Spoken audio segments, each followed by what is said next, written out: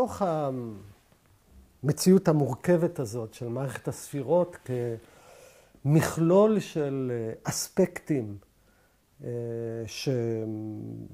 שמצויים במערכת איזונים אורגנית, אקולוגית, אם נרצה.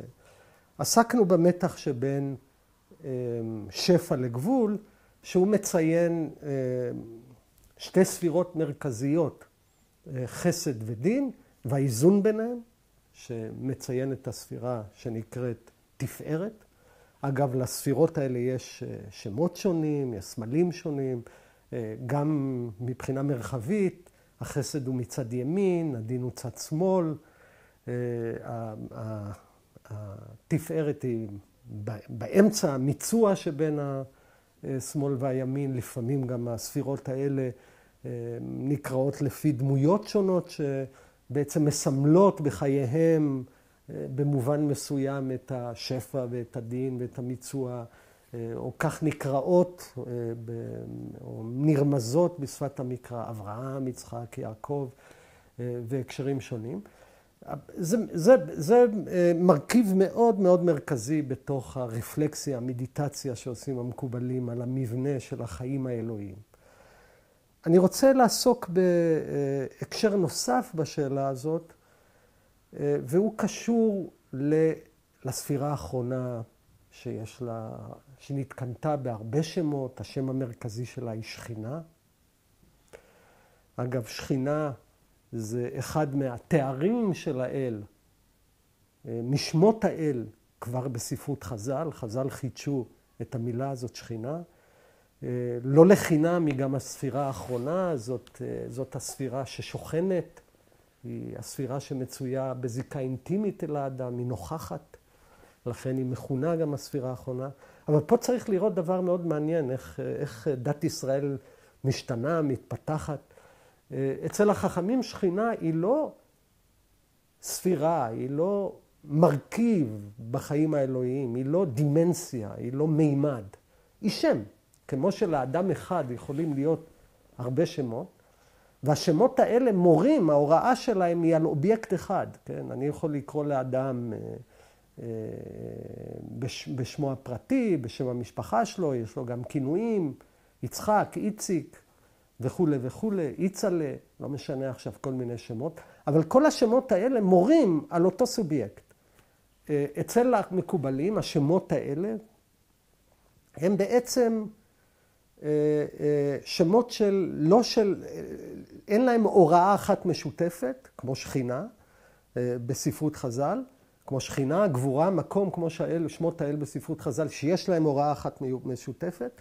אצל המקובלים, השמות האלה הם כבר מציינים מימדים מורכבים בתוך ההוויה האלוהית עצמה. נגיד למשל גבורה, שזה אחד משמותיו של האל בספרות חז"ל. גבורה, באופן טבעי, יציין את מידת הדין. כך שהספירה האחרונה, השם שלה הוא שכינה, יש בה כמובן היגיון דתי מאוד עמוק, למה כך היא תיקרא, הספירה הזאת. אני רוצה לדבר על הספירה האחרונה הזאת, שהיא נמצאת בליבה של הפעילות המיסטית, של החיים המיסטיים של המקובל. והספירה הזאת שהיא בעצם המגע הראשוני של כל מיסטיקן, במובן מסוים של כל אדם עם מערכת האלוהות, זאת השכינה. השכינה כספירה אין לה אופי משל עצמה. היא בעצם מקבלת. היא כלולה מהכל. אגב, אחד השמות שלה הוא כלה. כלה מהכל. כן, היא כלולה מהכל, בגלל שהיא בעצם מזרימה או מעבירה את כל השפע של מכלול מערכת הספירות האלוהית החוצה אל העולם. היא אגב גם נקראת, שמאוד חשוב, מלכות. בגלל שמנקודת מבט של ההוויה האלוהית, היא הספירה ששולטת, מולכת בעולם. בלשונו של הרמב"ן, אנחנו שוב חוזרים לרמב"ן כהקשר הראשוני שלנו לתאר את התורה הקבלית, היא גם נקראת מידת הדין הרפה. אני רוצה להסביר למה היא נקראת מידת הדין הרפה. היא מידת הדין, אבל הרפה, לא כמו מידת הדין הקשה. כי באשר היא מעבירה את השפע האלוהי לעולם, היא גם מגבילה אותו, היא מרככת אותו. היא כמו ממסר, כמו איזו תחנת ממסר שמעביר אור. הנה עוד אגב, דימוי מאוד חשוב למערכת הספירות, אורות. כן? בכלל אני רוצה להעיר, האור הוא אחד הסמלים המרכזיים בתולדות הדת. ובין היתר, אגב, כשמעבירים אור במנסרה, פתאום רואים הרבה צבעים, והנה פה יש לנו דוגמה קלאסית לריבוי בתוך אחדות. אתם צריכים לראות הקשת, כן? יש לנו המון צבעים בתוך צבע אחד. אי אפשר להפריד את ריבוי הצבעים מהאור הראשוני שלו. המקובלים מאוד אוהבים את הדימויים של האור. האור גם הוא כל נוכח. מצד שני הוא לא גשמי במובן הפשוט. האור גם מחייב ומזין את ההוויה. כן? אפשר, את תולדות המיסטיקה בהרבה מובנים, אל תולדות הוויזואליזציה והדימויים של היחס בין האדם לחוויה הזאת, להוויה הזאת המופשטת והכל נוכחת שנקראת האור. ואגב עוד, אם מחפשים דימויים, קולות, גם הספירות אגב נקראות קולות.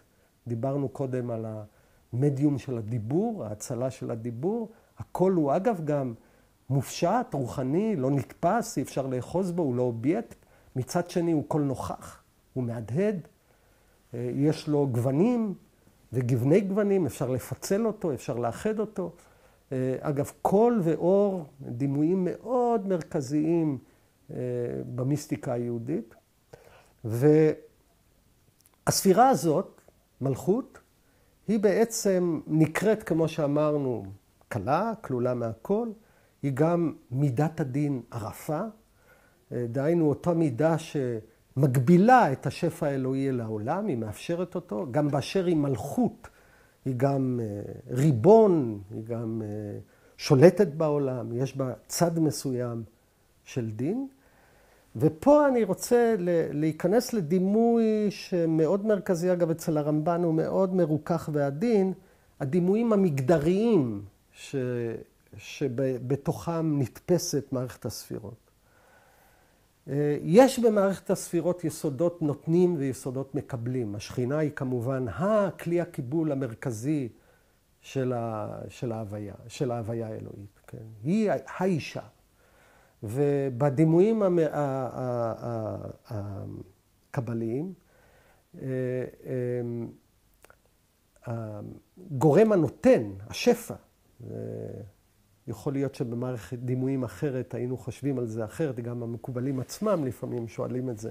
השפע הוא הזכר, הגורם המקבל הוא הנקבה, האישה, ואחדותה של המערכת.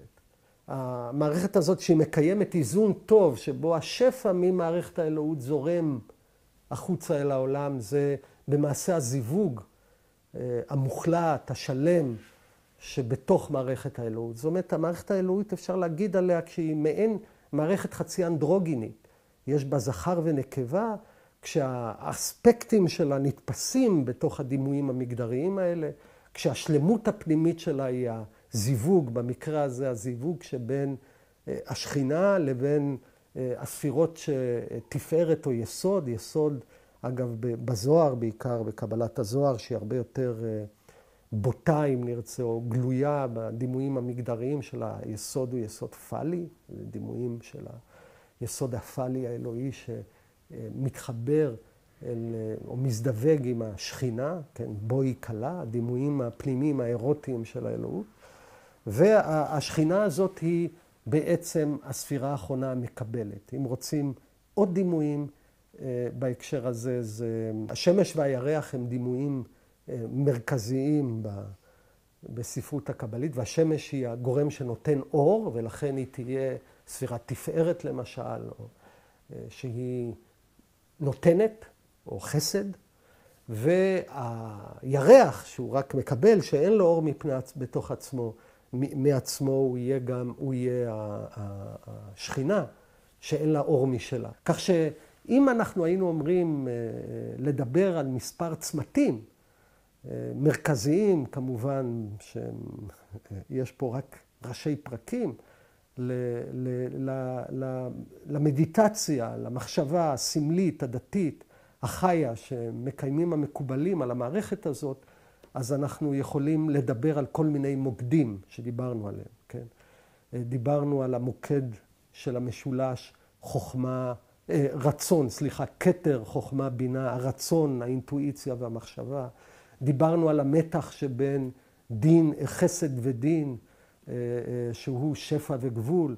דיברנו על היסודות הנותנים והיסודות המקבלים, על הספירה האחרונה, השכינה, שזו ספירה מאוד חשובה במדיטציה של המקובלים. ודיברנו, התחלנו לדבר, רק כדי לקרב את הדעת אל המבנים התודעתיים, הרוחניים האלה, של דימויים שונים, של אחדות אורגנית, של אחדות של הנפש, הדימויים של אור, של קול, הדימויים של הדיבור והשפה, שנלווים בדמיון הדתי של המקובלים כדי לפתוח או לספק מפתחות למדיטציה פנימית על החיים האלוהיים. אנחנו רואים את שני החידושים האלה, ובעצם אם אנחנו מסכנים מה שעשינו עד עכשיו בתורת האלוהות, שני חידושים מרכזיים. אחד זה העין, הפן הנסתר של האלוהות והפן הנגלה שלה, והדבר השני הוא בעצם הפן הנגלה של האלוהות כמערכת כוחות דינמית ומורכבת, החיה באיזונים פנימיים מאוד מורכבים. כשכמובן המקובלים, כמו שאמרנו, מאוד טורחים למצוא את האחדות בתוך הריבוי הזה. ואחת השאלות המעניינות, שכל הזמן אנחנו צריכים לחזור ולשאול, כשאנחנו מעיינים בתמונת העולם הזאת, הייחודית הזאת, יוצאת הדופן הזאת, מאין היא באה?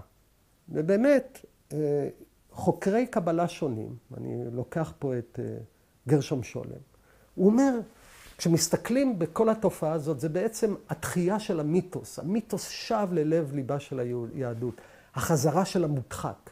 כן, בעצם, מה זאת דת ישראל לפני פרוץ הקבלה? יש לנו את ספר בראשית, כשדנו במחשבה המקראית, באמונת המקרא אמרנו, לאלוהים עצמו אין ביוגרפיה באשר הוא אל.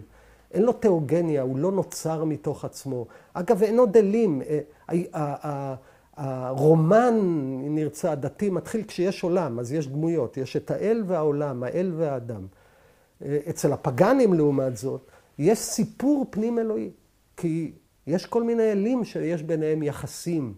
אפשר להגיד שהקבלה, לפחות בדימויים איך ששולם מתאר אותה, היא הכניסה של הסיפור הפנים האלוהי הזה, ללב ליבה של היהדות, עטוי במעטה מסתורין וסוד, הכניסה של המיתוס הזה לתוך היהדות שבעצם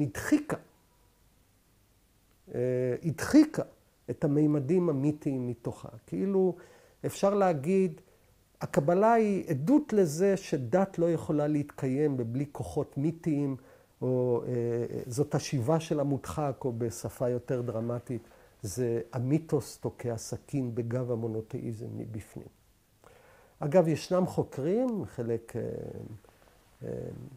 משה אידל, יהודה ליבס, אחרים, שרוצים ליצור רצף יותר, לטעון שהקבלה היא בעצם המשך למגמות שאפשר לחשוף אותן כבר בספרות חז"ל, אולי אפילו גם בספרות המקרא, כי יש לנו שאלה מאוד מעניינת בהקשר הזה. זאת אומרת, אחת השאלות מבחינת ההיסטוריה של ההגות היהודית זה מה היחס בין הקורפוס המסעיר הזה, שנגלה לנו במאה ה-12, והולך ומתפתח ומעמיק אל תוך המאה ה-13, מה היחס בין כל הקורפוס הזה לכל תולדות המחשבה היהודית שקדמה לו, ופה באמת יש שתי תפיסות מאוד שונות. מה שנעשה בהמשך הדיון שלנו, וזה אגב נכון על כל שיטת מחשבה עמוקה, כיצד המבנים האלה, התמונה הדתית הזאת שהלכה והתפתחה, משפיעה על מושגים אחרים של היהדות. ואני רוצה לדבר בפעמים הבאות על 4 מושגים. אחד זה מושג התורה. איך המערכת הזאת מבינה מהי התגלות? הדבר השני, מהי תפיסת האדם שלה? כיצד היא מבינה את האדם? הדבר השלישי הוא מהי תפיסת המצוות שלה. אנחנו אמרנו כבר, כשעסקנו ברמב"ם, כל הגות יהודית שהיא גדולה, היא אמורה להתייחס ולפרש את הפרקטיקה היהודית של המצוות. והמרכיב הרביעי שנעסוק בו זה תפיסת ההיסטוריה. האם המקובלים ובאיזה מובן המקובלים תורמים להבנה חדשה של תפיסת ההיסטוריה, גלות, משיחיות, שיבה. וכשנעמיק בעניינים האלה, אנחנו נראה כיצד הזרמים הקבליים האלה נותנים פשר מחודש ועמוק לכל המרכיבים של דת ישראל. מתורת האלוהות עד תפיסת המצוות וההיסטוריה. והם כולם אחוזים במפנה הדרמטי שמתחיל בתורת האלוהות שאותו התחלנו לתאר בפעם הזאת.